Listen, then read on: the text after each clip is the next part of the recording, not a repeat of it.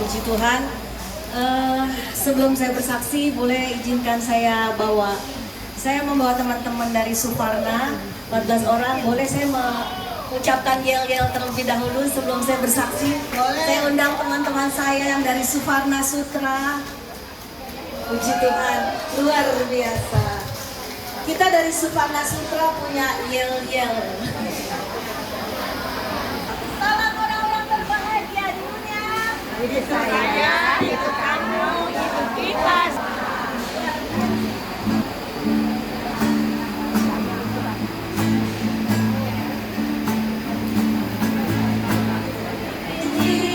Bergondalia, aku begini gara-gara dia. Bisa berkata ke Suparna, dari Suparna Sutra. Kami datang dari Suparna Sutra. Bismillah, Suparna Sutra. Puji Tuhan. Terima kasih teman-teman.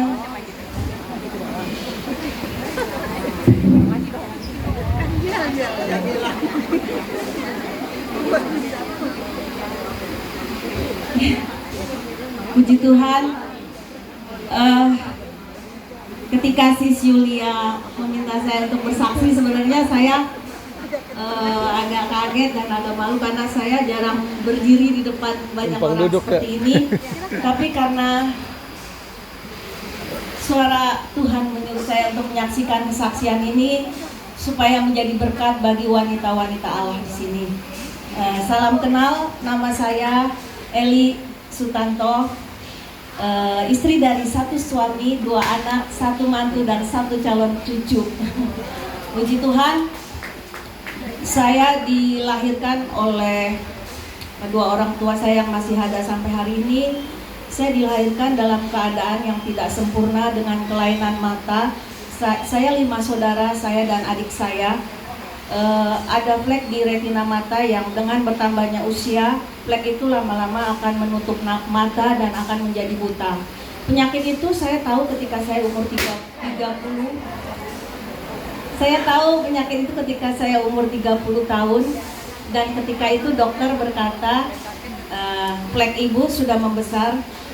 Nama penyakitnya apa ya? Makula degeneratif mata ya. Ibu, penglihatan ibu tinggal 30%. Kalau ibu mau mengobati itu, ya satu-satunya jalan hanya dengan mendonorkan mata orang lain ke mata ibu.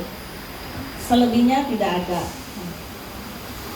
Sekarang fungsi mata ibu tinggal 30% katanya.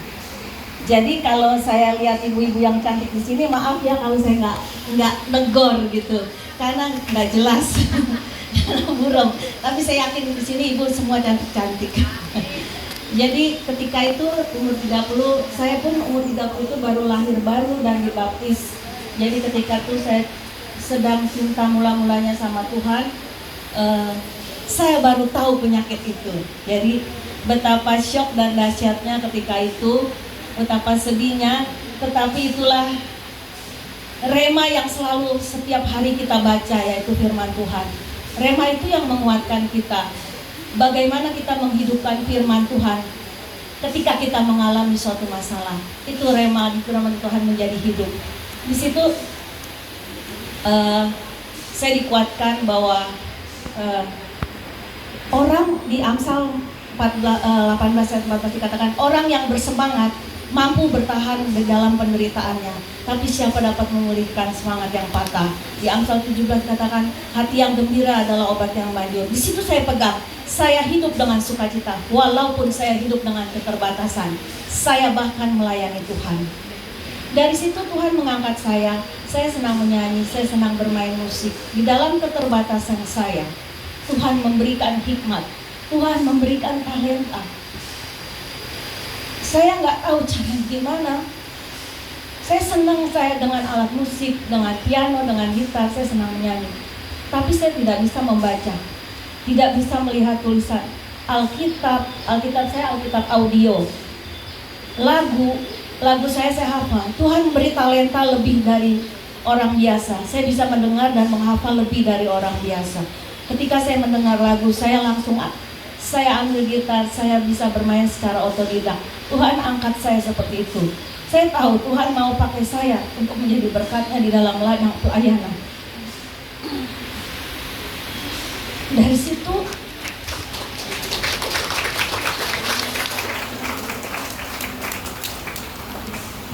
kalau 59 tahun Tuhan pelihara hidup saya, itu semua karena anugerah Tuhan. Bukan sekedar mata yang terbatas di dalam penglihatan. Ketika umur segitu, Tuhan pun memberikan journey dari penyakit satu ke penyakit yang lain. Dari umur 30 itu saya ada kista, 2 kali saya operasi sampai dokter bilang suruh angkat rahim. Saya angkat rahim. Ketika itu saya pendarahan banyak sekali dan ketika dalam kesakitan yang luar biasa.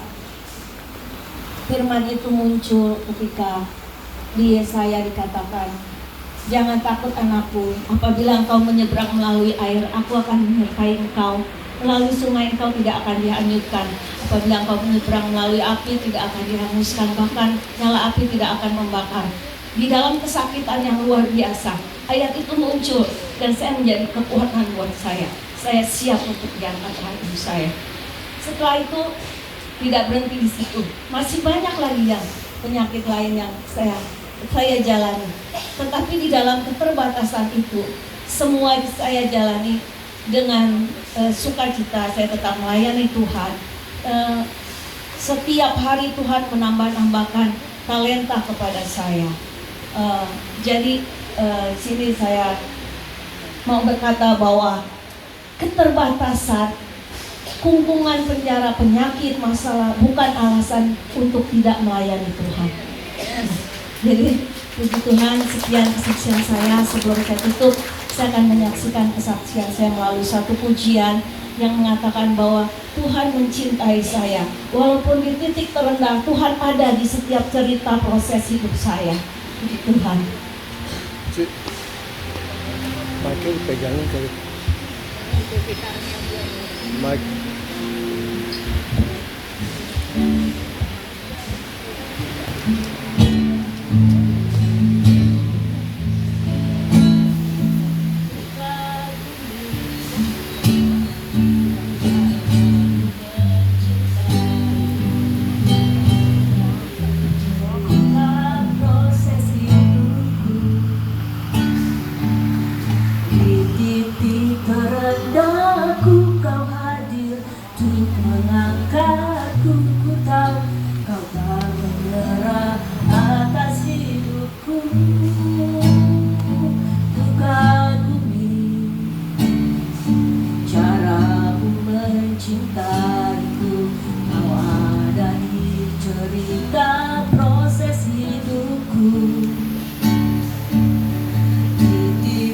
Terendahku kau hadir untuk mengangkatku. Ku tahu kau tak menyerah atas hidupku.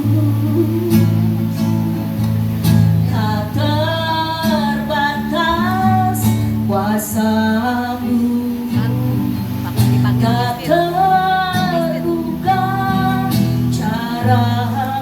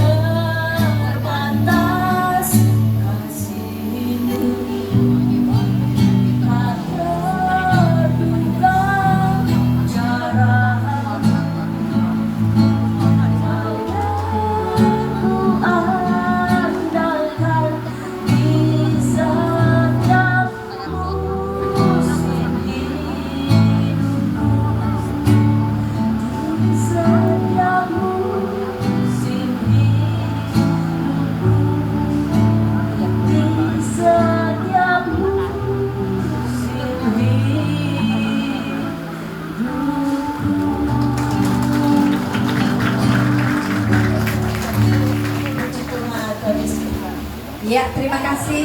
Sekali lagi kita beri aplaus Tuhan Yesus dahsyat ya. Setiap kita pasti mengalami persoalan, tapi Tuhan sudah berikan talenta yang terbaik ya. Jangan lupa sis di follow IG-nya kita, Love Banten ya.